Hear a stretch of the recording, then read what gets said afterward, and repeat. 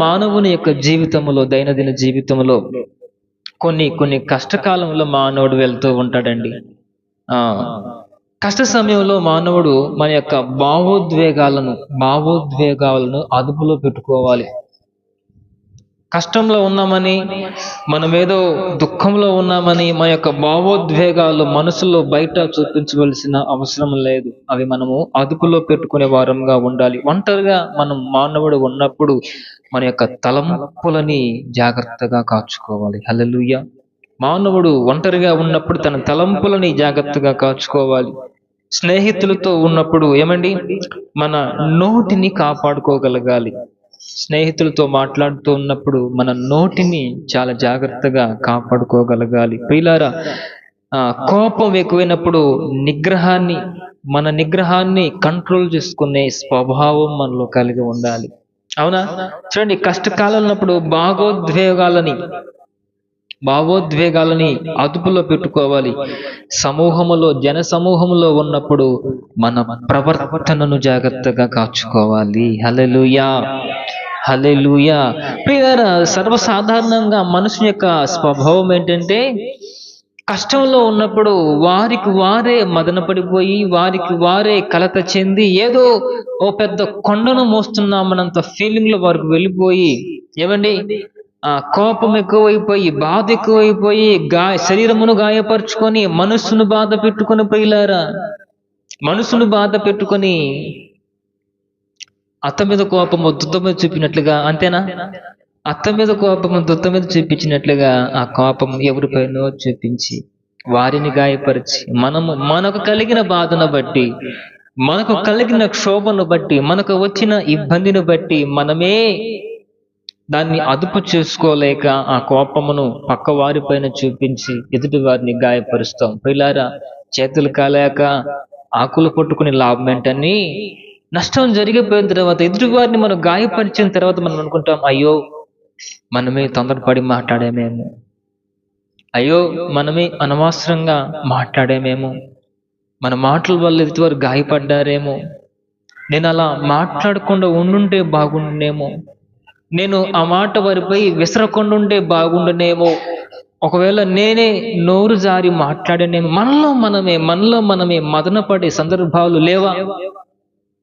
కోపం వస్తుందండి, ఆ కోపాన్ని బట్టి తిట్టేస్తాం, తర్వాత ఆలోచించుకుంటాం, ఈ మాట అనుకుంటుంటే బాగుండు, నేను అనవసరంగా నేనే ఈ మాట జారానే, పొరపాటున నా నోట్లో నుంచి మాట జారిందే అని బాధపడిన సందర్భాలు ఉంటాయండి. కొన్నిసార్లు నేనే అలా కోపంలో మాట్లాడి తర్వాత బాధపడిన సందర్భాలు ఉంటాయి. కొందరు అనవసరంగా నన్ను మాట్లాడిన సందర్భాలు కూడా చాలా ఉన్నాయి.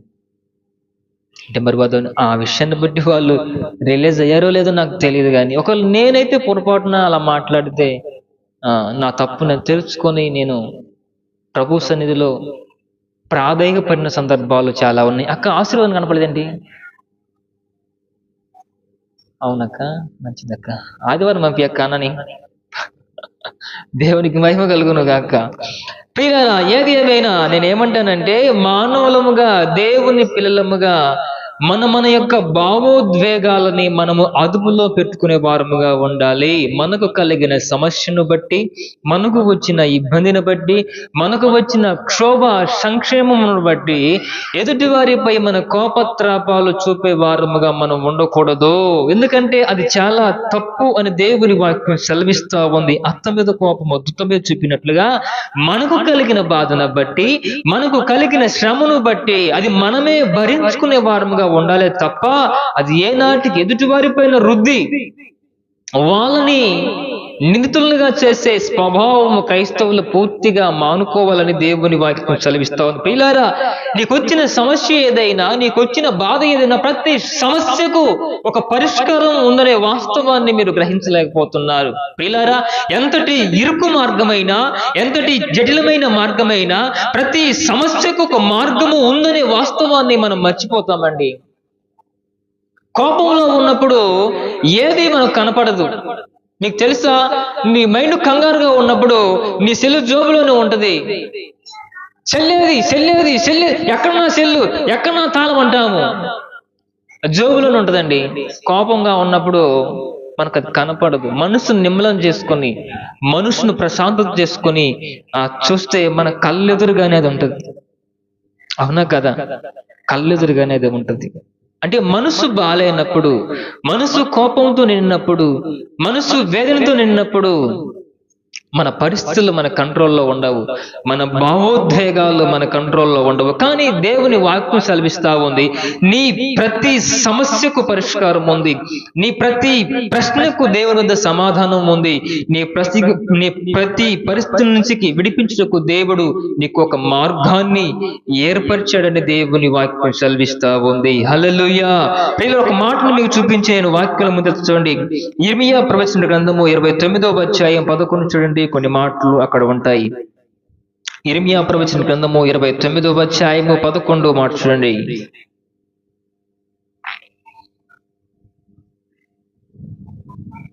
ఇర్మియా ప్రవచన గ్రంథము 29వ అధ్యాయము 11వ వచనం.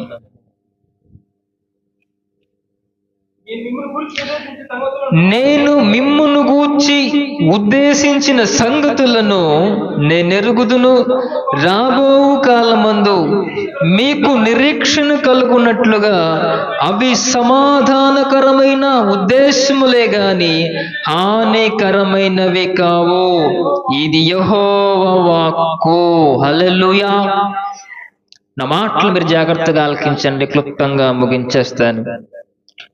మిమ్మును గూర్చి ఉద్దేశించిన సంగతులను నేను ఎరుగుదును, రాబో కాలమందు మీకు నిరీక్షణ కలుగునట్లుగా అవి సమాధానకరమైన ఉద్దేశములే గాని హానికరమైనవి కావు.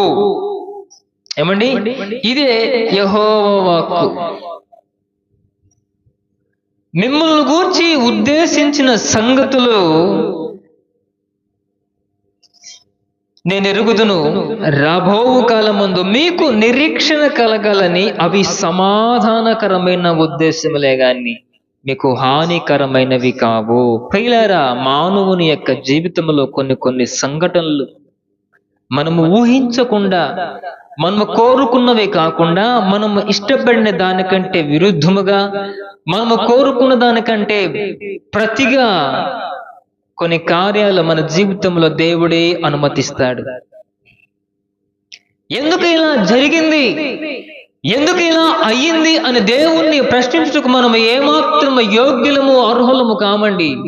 అని అంటాడు, రాబో కాలమందు నేను మిమ్మల్ని గూర్చిన ఉద్దేశించిన సంగతులు మీకు నిరీక్షణ కలుగునట్లుగా అవి సమాధానకరమైనవే తప్ప మీకు హాని చేయుటకు కాదు. ఈరోజు మీకు జరిగిన కొన్ని సంఘటనలు, మీకొస్తున్న ఇబ్బంది, మీకొస్తున్న బాధ, మీకొస్తున్న కన్నీరు, మీకు కలిగిన అవమానము, మీకు వచ్చిన నింద, మీకు సమాధానము కలగాలని దేవుడే ఉద్దేశించి మీ పట్ల ఆ కార్యాలను అనుమతించాడు తప్ప అవి మీకు హాని చేయాలని కాదు అని దేవుని వాక్యం సెలవిస్తా ఉంది. ప్రియులారా, మానవుడిగా మనం అనుకుంటాము, నా బ్రతుకు ఇంతే, నా జీవితం ఇంతే, నా భర్త మారడు, నా కుటుంబం మారదు, నా పిల్లలు మారరు, నా భర్త సంపాదించడు, నా భర్త నగలు తీసివడు, అందరూ నగలు పెట్టుకున్నారు, నా నగలేవి, అందరు ఇల్లు కట్టారు, మాకిల్లేది, అందరు భర్తలు బాగా చూసుకుంటున్నారు, నా భర్త చూసుకోడే, నా బ్రతుకు ఇంతే, నా బ్రతుకు ఇంతే, నా బ్రతుకు ఇంతే అనబైన నిరుత్సాహమైన స్థితిలో కొందరు తల్లులు మాట్లాడుతుంటూ నేను చూశానండి. ఎందుకు నా బ్రతుకు ఇంతే, నా బ్రతుకు ఇంతే అనుకుంటున్నావు? ప్రియులారా, దేవుడు మిమ్మల్ని గూర్చి ఉద్దేశించిన సంగతులు మీకు నిరీక్షణ కలగాలని, మీకు సమాధానము కలగాలని తప్ప మీకు హాని చేయాలని కాదు. ఎంత చక్కటి మాట చూడండి.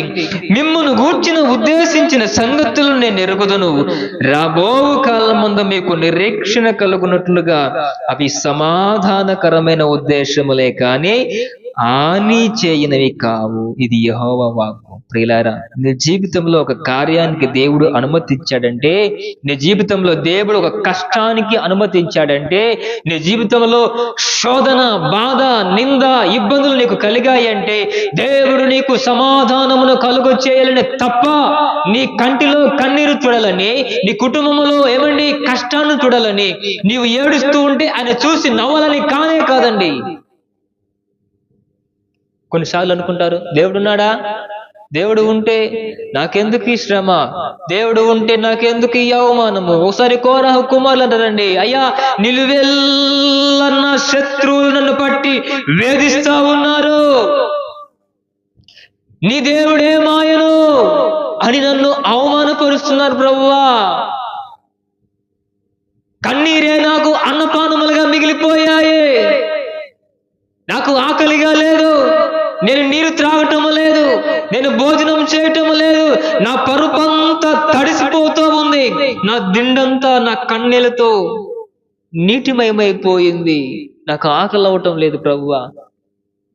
నిలువెల్ల నా శత్రువులు, నేను ఎవరినైతే పెంచి పోషించానో, నేను ఎవరికైతే సహాయం చేసి ఉద్ధరించానో, నేను ఎవరికైతే మేలు చేశానో, నా వలన మేలు పొందిన వారే నా పైకి తిరగబడి నీ దేవుడేమాయను, నీ దేవుడేమాయను, నీ దేవుడు ఉంటే నీకు సహాయం చేయడా అంటూ నన్ను నిలువెల్లా వేధిస్తున్నారు ప్రభువా. నాకేంటి బాధ అయ్యా, నాకేంటి సమస్య అంటూ కోరాహ కుమారులు కన్నీరు కార్చి దేవుని సన్నిధిలో ప్రలాపించిన వాక్యాన్ని జ్ఞాపకం చేసుకుని ప్రియులారా, భక్తుడండి, ఒక శ్రేష్టమైన భక్తుడు. ఏదో సమస్య వస్తే సమస్యను బట్టి నీ దేవుడుంటే నిన్నెందుకు కాపాడలేదు, అసలు నీవు భక్తుడివైతే నీకెందుకు సమస్య వచ్చింది అంటూ వేధిస్తా ఉంటే ఆ భక్తుని హృదయం తట్టుకోగలదండి అని అంటాడు, నిలువెల్లా నన్ను వేధిస్తున్నారయ్యా, నా గుండె బరువెక్కిపోయింది, కన్నీరే నాకు అన్నపానములుగా మిగిల్చబడ్డాయి దేవా అంటూ దేవుని పాదాలు పట్టుకుని వేడుకుంటాడు. ప్రియులారా, ఎందుకు ఈ మాట చెప్తున్నానంటే, నా బ్రతుకు ఇంతే, నా బ్రతుకు మారదు అని నువ్వు అనుకోవద్దండి. నీకు వచ్చే కష్టం ఎందుకు వస్తుందంటే, నీకు నష్టం ఎందుకు కలిగిందంటే, నీకు మేలు కలగాలని దేవుడే ఉద్దేశించి, నీకు నిరీక్షణ కలగాలని దేవుడే నీ పట్ల ఏమండి శ్రమను అనుమతించాడు. ఆ శ్రమ నీకు తొలగిపోవాలంటే సర్వశక్తిమంతుడు యేసు వైపు నీవు చూడాలి. నీ కొరకై ఆయన చివరి రక్తపు బొట్టు సైతము మానవాళి పాప పరిహార్థమై ఆయన రక్తమును చిందించాడండి. అట్టి దేవుని వైపు నీవు చూడగలిగితే ఆయన నిలువెల్లా ఏమండి ఎల్లవేళ ఆయన గాయపడిన హస్తాలు మన కొరకై చాచి ఉంచాడు. నా ప్రియ కుమారుడా నా వద్దకు రమ్ము అంటూ తన గాయపడిన హస్తాలను మన కొరకై చాచి ఉంచాడు. నీవు ఆయన వైపు చూడగలిగితే, ఆయన కౌగిలిలోనికి రాగలిగితే నీ ప్రతి సమస్య, ప్రతి ఇబ్బందులన్నీ లయమైపోవునుగాక. నా ప్రభువుని ప్రతి సమస్యని కొట్టివేయునుగాక.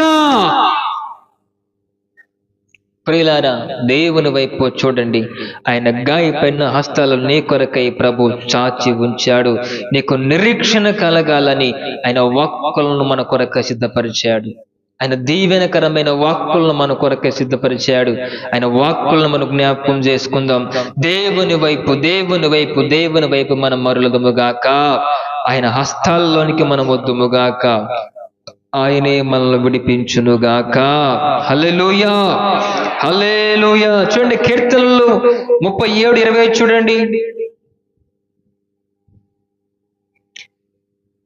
క్షమించాలి, కీర్తనలు 45 చూడండి అమ్మా. కీర్తనలు 40:5 యెహోవా నా దేవా, నీవు మా ఎడల జరిగించిన కార్యములను, మా ఎడల నీకున్న తలంపులను బహు విస్తారములు, వాటిని వివరించి చదువు అన్నది. ఫస్ట్ చదువు. యెహోవా నా దేవా, నీవు మా ఎడల జరిగించిన ఆశ్చర్యక్రియలను, మా ఎడల నీకున్న తలంపులను బహు విస్తారములు అవి లెక్కకు మించి వినవయ్యున్నవి. చాలా. నీకున్న తలంపులు బహు విస్తారములు, వాటిని వివరించి చెప్పదుననుకుంటున్నా అవి లెక్కకు మించినవయ్యున్నవి. ప్రియులారా, మనం గురించి అనుకునే మాటలేంటి? మనల్ని గురించి మనం అనుకునేది ఏంటి? నేను దరిద్రురాల్ని, నేను పనికిరాని దాన్ని, నేను ఏ యోగ్యత లేనిదాన్ని, నా వల్ల ఏమీ అవ్వదు, నేను అసలు ఏది సంపాదించుకోలేను, నా వల్ల ఏమీ కుదరదు, నాకెవరు విలువివ్వరు, నాకే జ్ఞానం లేదు అంటూ మనల్ని మనమే అందలానికి తగ్గించుకునే స్వభావం మనలో కనపడుతుంటుంది. కానీ దేవుని వాక్యం అంటుంది, యెహోవా నా దేవా, నీవు మా ఎడల జరిగించిన ఆశ్చర్య క్రియలను, మా ఎడల నీకున్న తలంపులు బహు విస్తారములు. నువ్వు అనుకుంటావు నేను ఎందుకు పనికిరానిదానని. ఆయన అనుకుంటాడు, నా కుమారి వలన, నా కుమారుడు వలన గొప్ప గొప్ప కార్యాలను నేను చేస్తానని. దేవుడు మనల్ని ఎక్కడో ఆకాశం పైన చూసి అందలం ఎక్కించి అక్కడ గణపరచాలని ప్రభు ఆశపడుతున్నాడు. మనల్ని బట్టి మనం ఏమనుకుంటామంటే ఎందుకు పనికిరానని.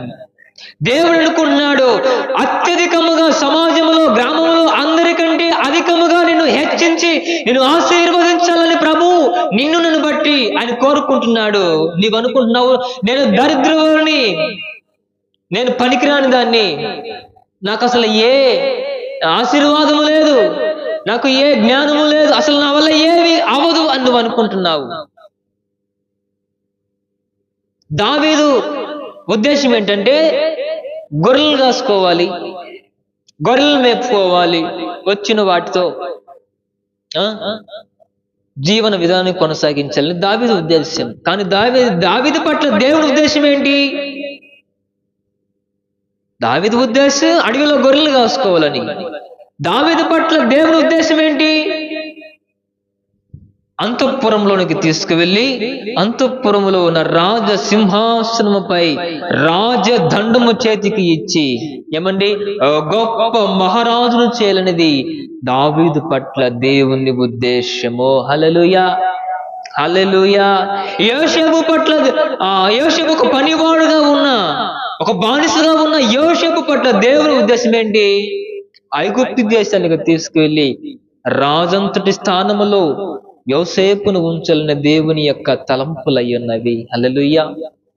ఈరోజు నీకున్న దరిద్రతను బట్టి, నీకున్న అప్పులను బట్టి, నీకున్న సమస్యలను బట్టి, నీకు ఉన్న అనారోగ్యమును బట్టి, నీకున్న వ్యాధి బాధలను బట్టి నువ్వు అనుకుంటావు అయిపోయింది నా బ్రతుకు, అయిపోయింది నా బ్రతుకు, నా వల్ల ఏమీ అవ్వదు, నేను ఏమీ సాధించలేను, నా వల్ల ఏమీ కాదు అని నువ్వు అనుకుంటున్నావు. కానీ నా దేవుడు కోరుతున్నాడు, నా దేవుడు కోరుతున్నాడు ఏమండి, నా దేవుడు నీ పట్ల ఉద్దేశం ఏంటంటే సమాజంలో, సంఘములో అందరికంటే అధికముగా నా ప్రభు నేను ఆశీర్వదించాలని. చప్పట్లు కొట్టరే. అందరికంటే నేను ఉన్నతమైన ప్రగతి పదములో నేను నిలపాలని ప్రభు కోరుకుంటున్నాడు. అందుకే ఉంటుంది, యెహోవా నా దేవా, మా ఎడల జరిగించిన ఆశ్చర్య క్రియలను, మా ఎడల నీకున్న తలంపులను బహు విస్తారములో, వాటిని వివరించి చెప్పదనుకుంటున్నా అవి లెక్కకు మించినవై ఉన్నవే. నీ పట్ల దేవునికి ఒక అనాది ప్రణాళిక ఉందండి. నీ పట్ల, దేవుని పట్ల ఒక అనాది ప్రణాళిక ఏర్పాటులో ఉన్నది. నీ స్థితి ఇలాగే ఉండదు, నువ్వు ఇలాగే ఉండవు, నీకున్న ఆర్థిక ఇబ్బంది ఇలాగే ఉండదు, నీకున్న అనారోగ్యం ఇలాగే ఉండదు, నీకు కలిగిన అవమానం అలాగే ఉండదు, నీకు వచ్చిన సమస్య అలాగే ఉండదు. నేను వాక్యంలో ఉన్న మాటగా ప్రతి సమస్యకు ఒక పరిష్కారం ఉంది. ప్రతి ఇరుకు పరిస్థితికి ఒక మార్గాన్ని ప్రభు ఏర్పరచి ఉంచాడు. కాబట్టి తగిన సమయమందు నీ కొరకై నా ప్రభు మార్గాలు తెరువునుగాక, నిన్ను ఘనపరచునుగాక, నిన్ను నా ప్రభు దీవించునుగాక. హల్లెలూయా. ప్రియులారా, మరో మాట చూడండి, ఇంకో మాట ఉంటుంది. కీర్తనలు 37:20 చూడండి. కీర్తనలు 37:25. 37:25.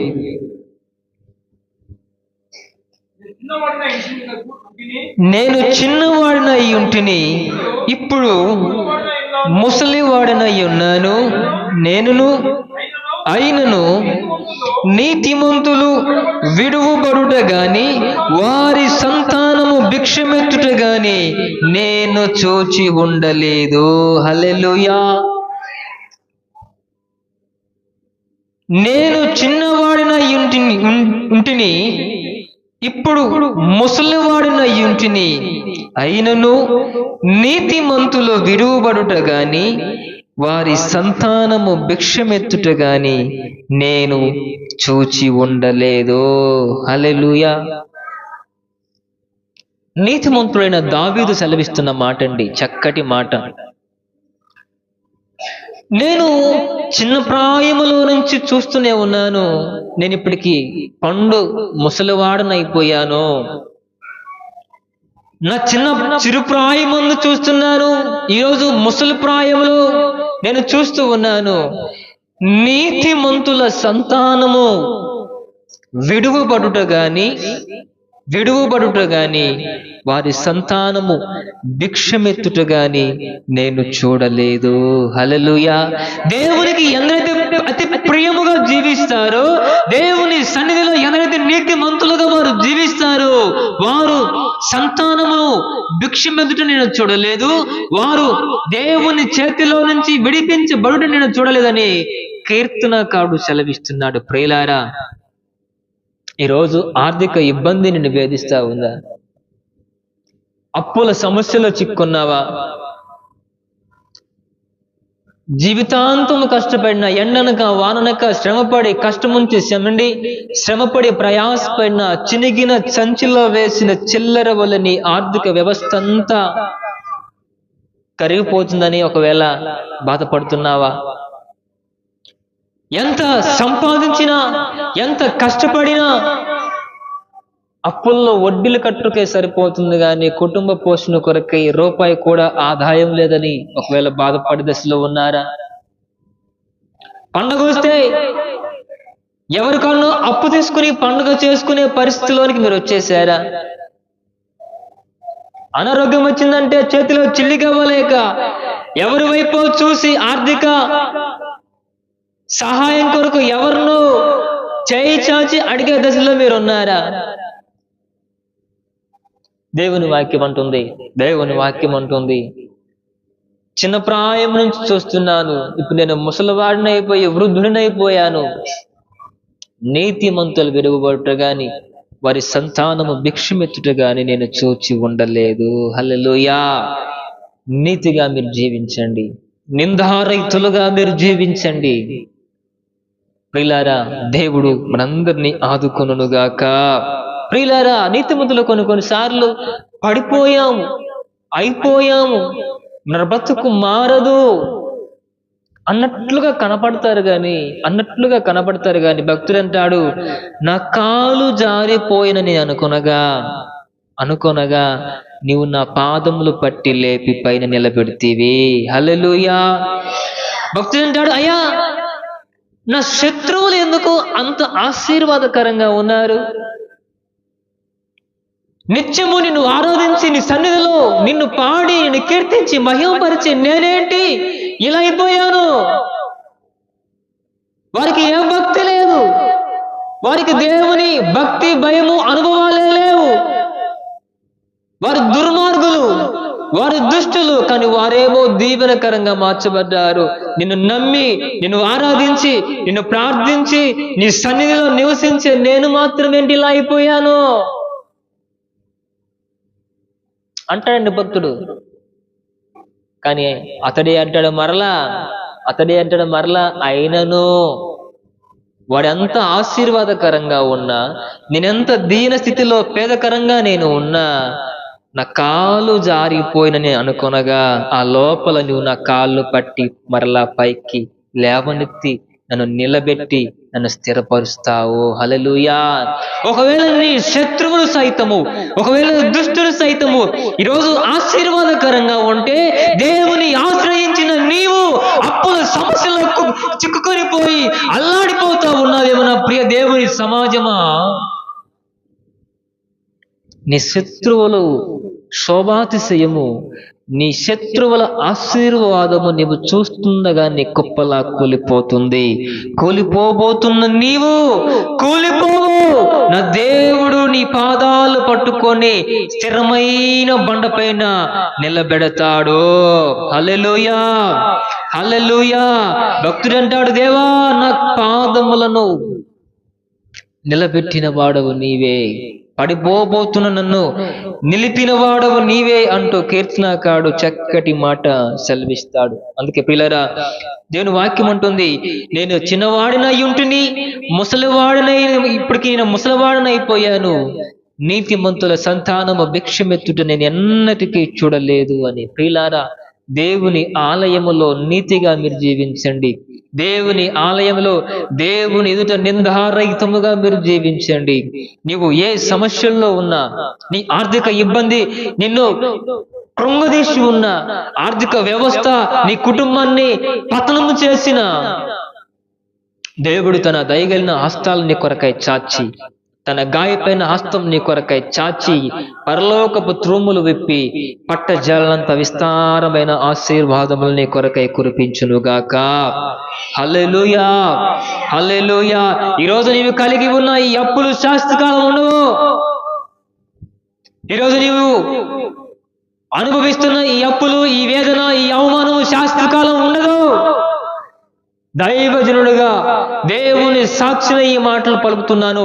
ఈ మాటలు మీరు నమ్మండి. ఈ మాటల పట్ల మీరు విశ్వాసం ఉంచండి. నా ప్రభువు మీ స్థితిగతులను మార్చివేయునుగాక. పరలోకమందున తండ్రి మీ అందరినీ ఆశీర్వదించునుగాక. మీ అందరి అప్పులను కొట్టివేయునుగాక. ఆశీర్వాదాలతో మీ కుటుంబాలను ప్రభువు నింపునుగాక. ధన నిధులతో మీ ధన నిధిని దేవుడు నింపునుగాక. హల్లెలూయా, హల్లెలూయా. ఎఫెసీ పత్రిక 3వ అధ్యాయము 20-21 చూడండి. ఎఫెసీ పత్రిక 3వ అధ్యాయము 20-21.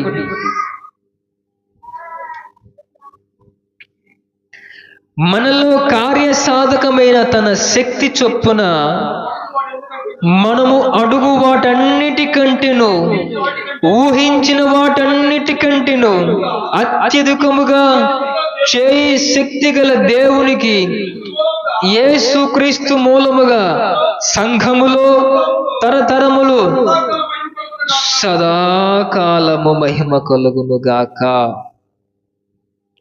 మనలో కార్యసాధకమైన తన శక్తి చొప్పున మనము అడుగు వాటన్నిటికంటేను, ఊహించిన వాటన్నిటికంటేను అత్యధికముగా చేయగలిగిన దేవుడు మన పక్షమై ఉన్నాడు.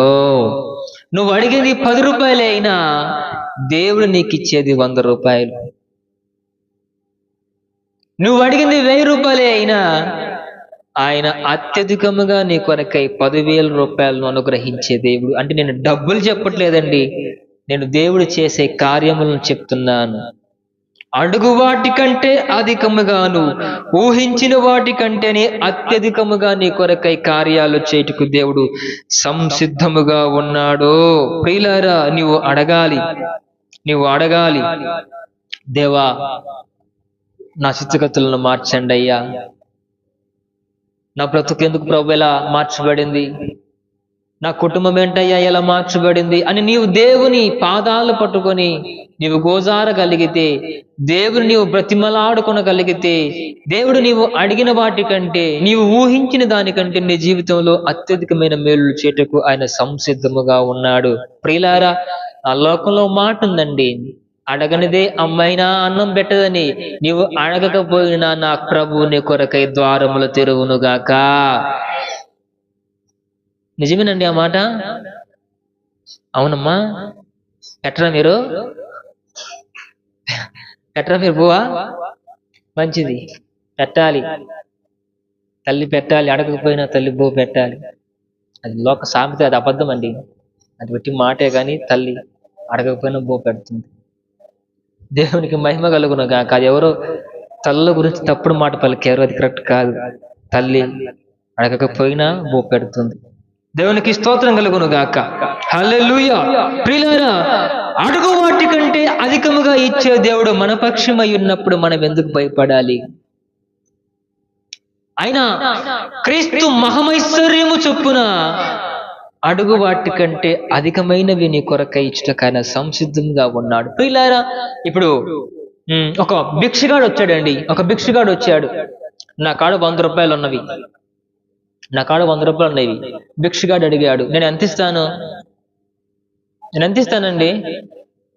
ఓ 5 రూపాయలు 10 రూపాయలు ఇస్తాను, అంతేనా? ఎందుకంటే నా వద్ద 100 రూపాయలే కాబట్టి. అమ్మా అయిపిస్తాను, తలపైకెత్తండి. నా శక్తి అంతే కాబట్టి భిక్షగాడికి 5 రూపాయలు, మహా అంటే 10 రూపాయలు ఇస్తాను, అంతకుమించి ఎక్కువ వెళ్ళేమగా. అది నా శక్తి. నాకంటే కొంత డబ్బున్నోడు ఉంటాడు, ఒక బాగా కోటీశ్వరుడు ఉంటారు. వాళ్ళ వద్దకు వెళ్ళి ఆ భిక్షుడు అడిగితే ఎంత ఇస్తాడు? 5, 10 ఇస్తాడా? కనీసం ఒక 100 రూపాయలని ఇవ్వడంటండి. కనీసమైనా ఒక 100 రూపాయలని ఇస్తాడు. అంటే వారి వారి శక్తి చొప్పున, వారి వారి బలము కొలది అడిగిన వాటిని ఇచ్చేవారు. కానీ క్రీస్తులో మహిమైశ్వర్యము చొప్పున అడిగిన వాటి కంటే అధికముగా ఇచ్చే దేవుడు. ఆయన మహిమైశ్వర్యం అండి, ఆయనే ఐశ్వర్యవంతుడు.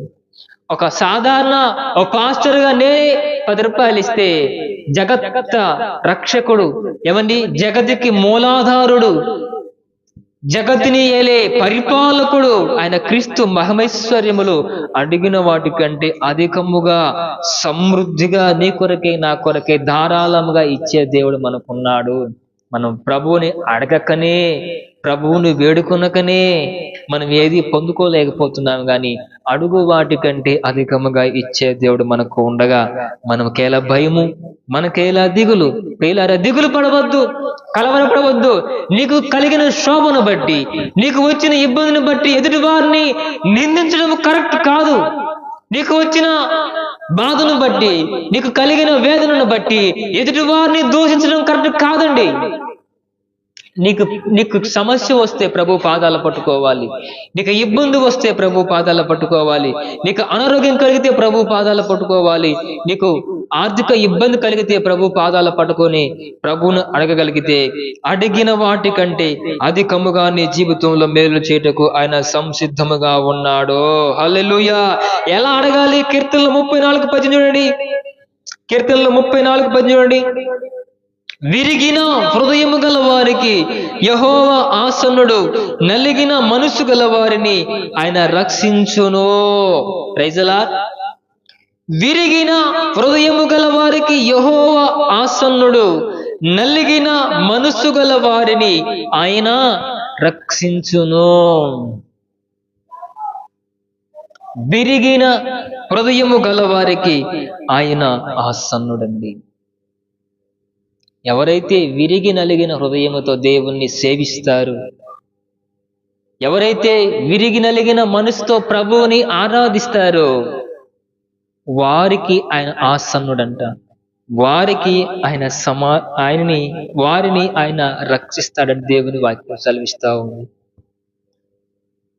వేలాది నదులంతా విస్తార తైలము నీకిచ్చిన చాలునా, గర్భఫలమైన నా జ్యేష్ఠ పుత్రుని నీకిచ్చిన చాలునా అని కోరుకోలేదు. అది విరిగి నలిగిన బలియాగమునకై నా హృదయమర్పింతును.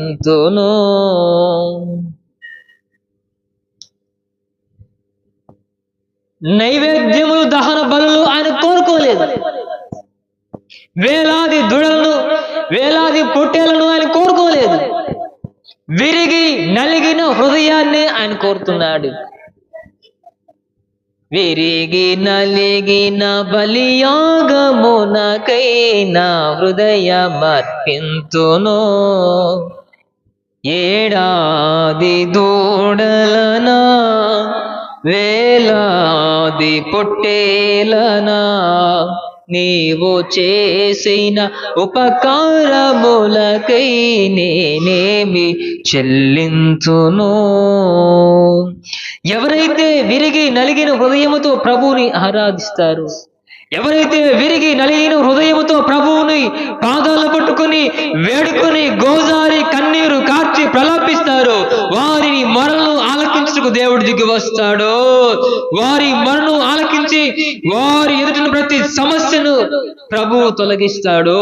ప్రియులారా, అందుకే ఉపవాసం ఉండమ్మా, అమ్మా ఉపవాసం ఉండమ్మా, ప్రార్థన చేయండి అమ్మా, మోకరించండి అమ్మా, ప్రార్థన జీవితాన్ని కలిగి ఉండండి అమ్మా అని ఎందుకు వేడుకుంటామంటే, ఎవరైతే విరిగి నలిగిన హృదయం కలిగి జీవిస్తారో వారి మొరలను ఆలకించి వారికి ఉన్న ప్రతి ఇబ్బందిని ప్రభు తొలగిస్తాడు. దేవుని వాక్యం ఉంటుంది చూడండి, విరిగిన హృదయం గల వారికి యెహోవా ఆసన్నుడు, నలిగిన మనస్సు గల వారిని ఆయన రక్షించును. ప్రార్థన వలనే పయనము, ప్రార్థనే ప్రాకారము, ప్రార్థనే ప్రాధాన్యము, ప్రార్థన లేనిది పరాజయం. ప్రార్థన వలనే పయనము, ప్రార్థనే ప్రాధాన్యము, ప్రార్థనే ప్రాధాన్యము, ప్రార్థన వలనే, ప్రార్థన లేనిదే పరాజయం. ప్రార్థనలో పోరాడున్నది పెల్లగించుట అసాధ్యము, ప్రార్థనలో పొందకపోవుట అసాధ్యము. ప్రార్థన చేస్తే దొరకంది ఏమి లేదు. ప్రార్థనలో ఉన్నవారు ఓడిపోరు, ప్రార్థన చేసేవారు ఏమండి క్షీణించిపోరు, ప్రార్థించేవారు ఓడిపోరు, ప్రార్థించేవారు అవమాన పాలవారు, ప్రార్థించేవారు ఏది పొందక పోరు. ప్రార్థించిన వెంటనే ప్రభు అడుగు వాటి కంటే అధికముగా ఇచ్చే దేవుడు. ప్రియులారా, విరిగిన హృదయముతో, నలిగిన హృదయముతో, డాంబిక స్వభావము దేవుని సన్నిధిలో నిలవలేరు. విరిగి నలిగిన మనసు దేవుడు కోరుతున్నాడు. నీ నుంచి ఆస్తులు అంతస్తులు ఏమీ కోరుకోలేదండి. ఏమండి, వేలాది దూలను పొట్టేళ్లను వెండి బంగారము ధనరాశులను ఏమీ అని కోరలేదు. నీ విరిగి నలిగిన హృదయాన్ని దేవుడు కోరుతున్నాడు. నీవు అట్టి హృదయాన్ని దేవునికి అర్పించగలిగితే దేవుడు నీ కొరకై మార్గంలో తిరుగుటకు ఆయన సంసిద్ధముగా ఉన్నాడు. హల్లెలూయా. అర్పిద్దామా హృదయాలను దేవుని కొరకై. ప్రియులారా, చూడండి, మరో మాట కూడా మీకు చూపిస్తాను. దేవుడు ఎల్లవేళ మనల్ని జ్ఞాపకంలో ఉంచుకుంటాడు. హల్లెలూయా. యెషయా ప్రవచన గ్రంథము 49వ అధ్యాయము 15-16 చూడండి.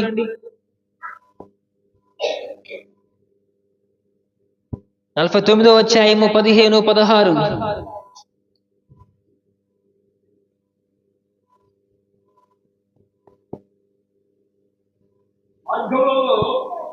49వ అధ్యాయము 15-16.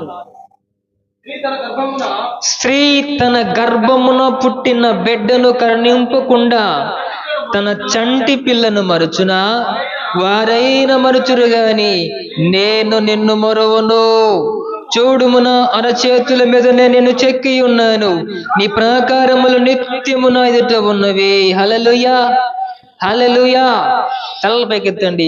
స్త్రీ తన గర్భమును పుట్టిన చంటి బిడ్డను కరుణింపకుండా తన చంటి బిడ్డను మరచునా? వారైన మరుతురేమో గాని నేను నిన్ను మరువను.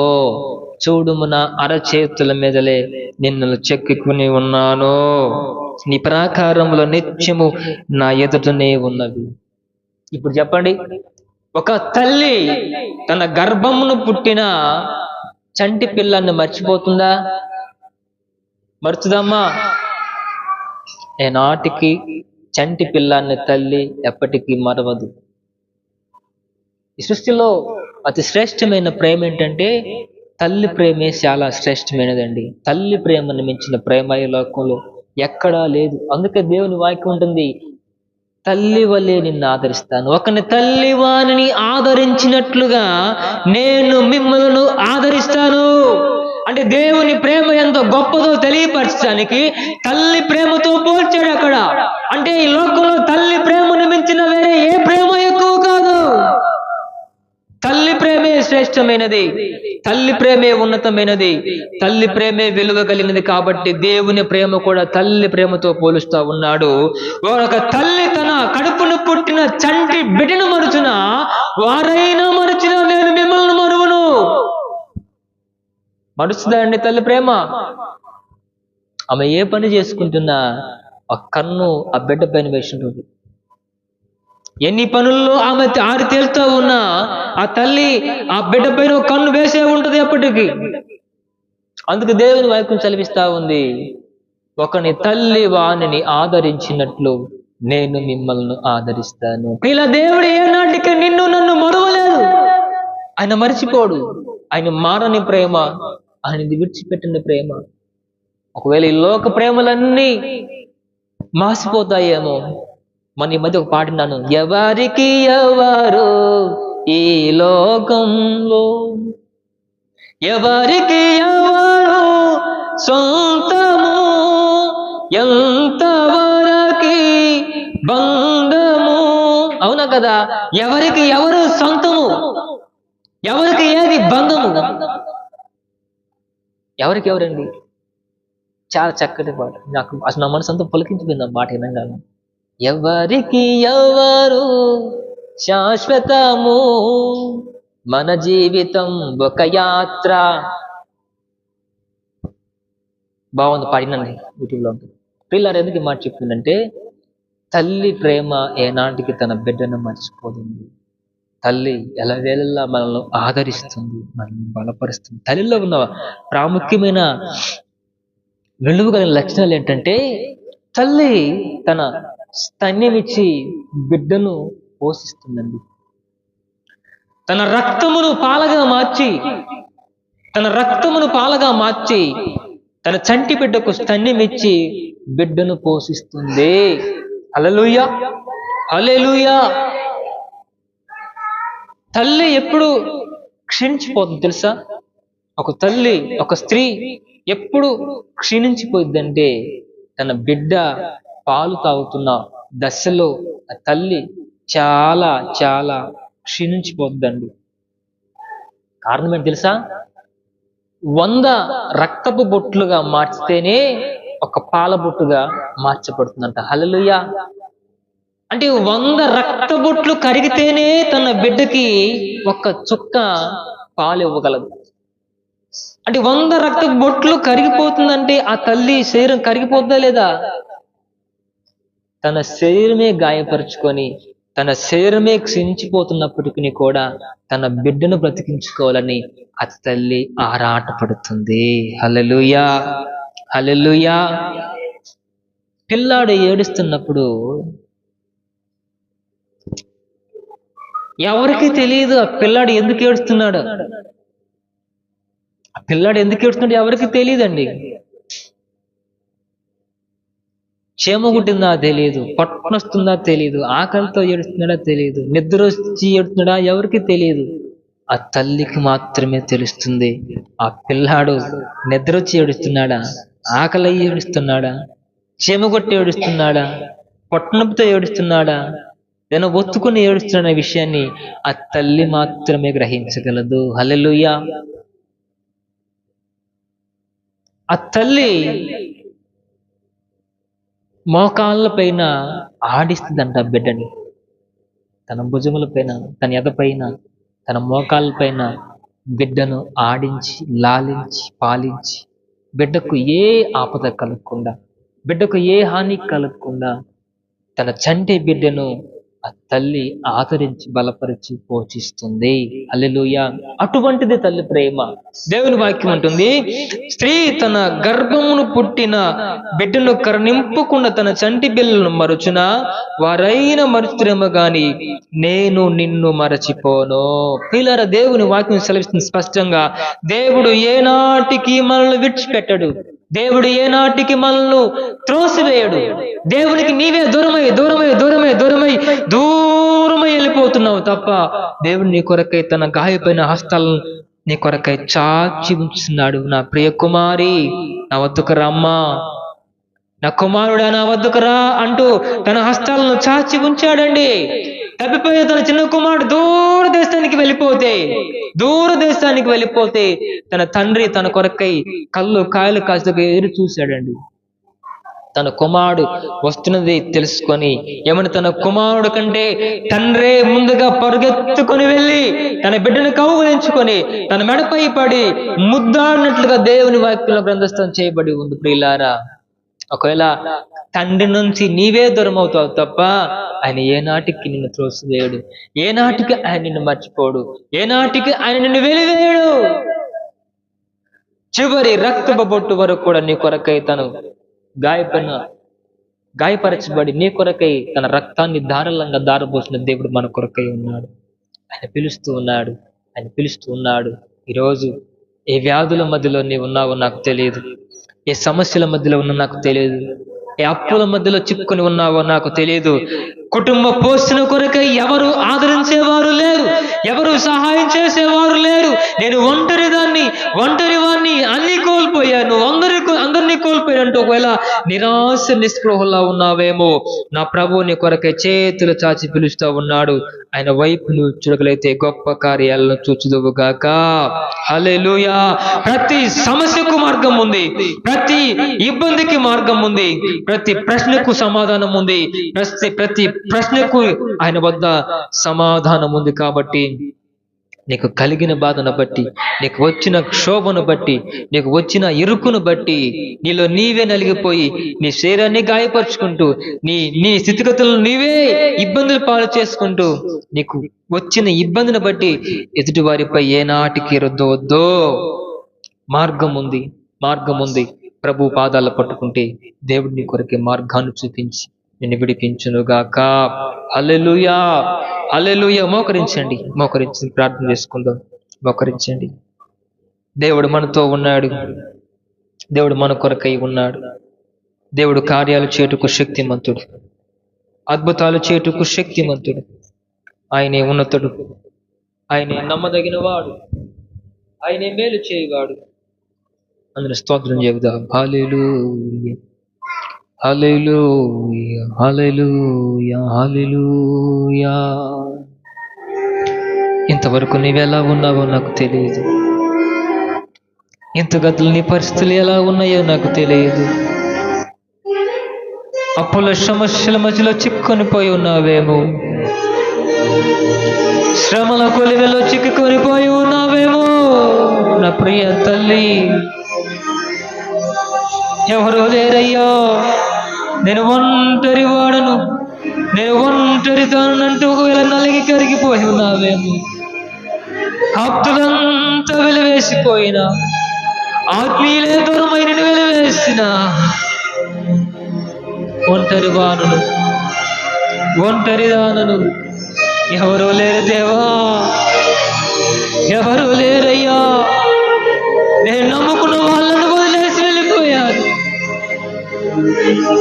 ఎవరికి చెప్పుకోవాలో, ఎవరి వైపు చూడాలో, నా పరిస్థితి అగమ్య గోచరంగా మారినదైనా నా కన్న తండ్రి నీకు స్తోత్రం, మమ్మల్ని కన్నవాడా నీకు స్తోత్రం. నాయనా, వెండి బంగారములు నైవేద్యములు దహన బలులు ఏమీ కోరలేదు, విరిగి నలిగిన మనసును నువ్వు కోరుకున్నావు తండ్రి. బలి అర్పణగా అర్పిస్తున్నా, విరిగి నలిగిన మనసును నీ కొరకై అర్పిస్తున్నాను నాయనా. స్వీకరించు దేవా, సహాయం చేయండి. అయ్యా సహాయమును చేయండి దేవా. నేను ఒంటరి దారినైపోయాను నాయనా. మాట మాత్రమైనా పలకరించక ఎవరు నా పక్షాన లేరు దేవా. మాట మాత్రమైనా పలకరిన పక్షమై ఎవరు లేరయ్యా. అయ్యా కనికరించండి. శ్రీ తన గర్భాన పుట్టిన చంటి బిడ్డన మరుచునా వారైనా మరుతురేమో గాని నేను మరవని సెలవిచ్చిన దేవా నీకు వందనాలు. అయ్యా మరువద్దు నాయనా. అయ్యా నేను ఒంటరిదాన్ని. అయ్యా నన్ను మరువద్దు నాయనా. నీతిమంతుని సంతానము భిక్షమిత్రుని చూచివలని వాక్యం సెలవిచ్చిన రీతిగా దేవా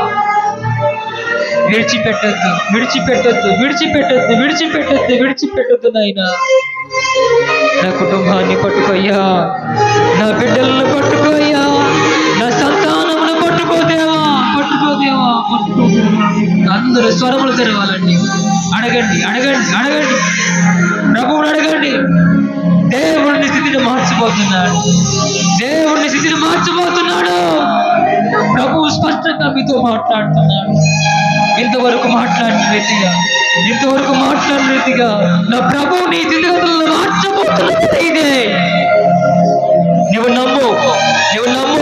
నా దేవుని కార్యాలను చూస్తావు. నువ్వు నమ్ము నా దేవుని కార్యాలను చూడబోతున్నావు నీ జీవితంలో. దేవా నన్ను దర్శించండి అయ్యా. అడుగు వాటి కంటే అధికముగా ఇచ్చువాడా నీకు స్తోత్రం అంటూ. హల్లెలూయా. ఈ రోజు నాకు కలిగిన కీడును బట్టి, నాకు వచ్చిన సమస్యను బట్టి ప్రభువా, అవి కేవలము సమాధానకరములై ఉన్నవి. అవి నాకు మేలుకరములై ఉన్నవే. అవి ఏమాత్రము నాకు హాని చేయవయ్యా. నీ తోడు కావాలి నాయనా. నీ నీడ కావాలయ్యా. అందరం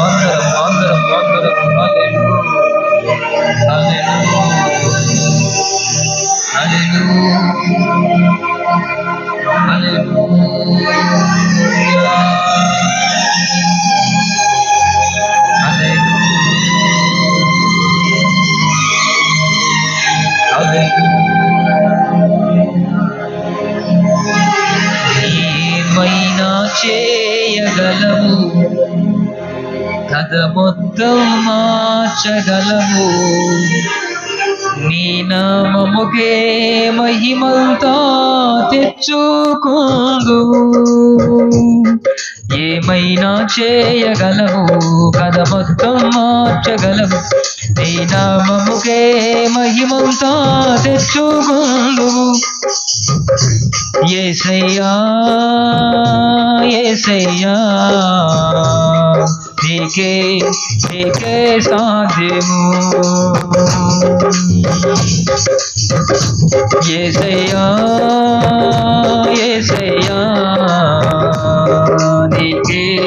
నీకే సాధ్యము.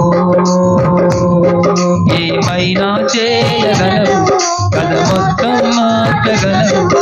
నీ నామముకే మహిమంతా తెచ్చుకుందువు. ఏమైనా చేయగలవు, కథ మొత్తం మార్చగలవు.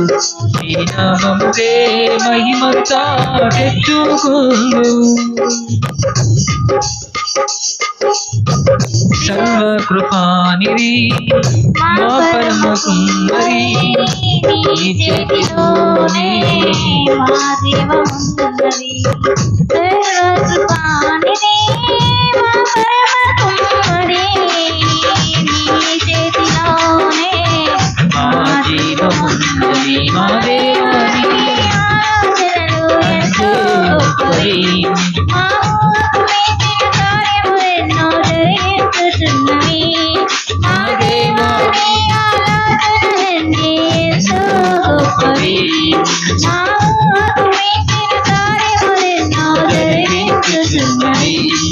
ఏమైనా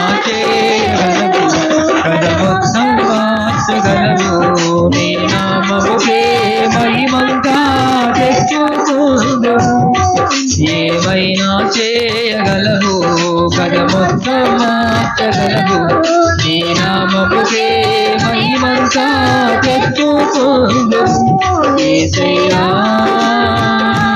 యేసయ్యా నీకే నీకే సాధ్యము యేసయ్యా యేసయ్యా నీకే నీకే సాధ్యము హల్లెలూయా నీ ఆజ్ఞలే